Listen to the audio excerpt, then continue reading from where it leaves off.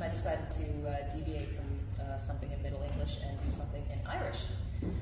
So this song is called, or this piece rather, is called Hagamarhain an Saurlin. That is, we brought the summer with us.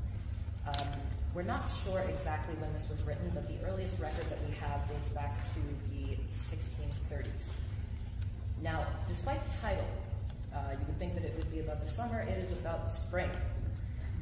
It's about a Celtic festival, an ancient Celtic festival called Bealtaine, which is a celebration of the coming of spring. It's sort of right in the middle between the spring equinox and the summer solstice. I believe today it's also called May Day.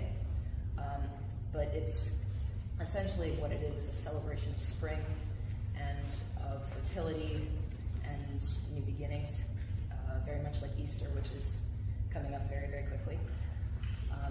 So my invitation to you all tonight is to listen to this with the knowledge that we are in spring, summer's on the way, and new beginnings are also on the way. And this life is ours to make it, so let's make it good. Woo!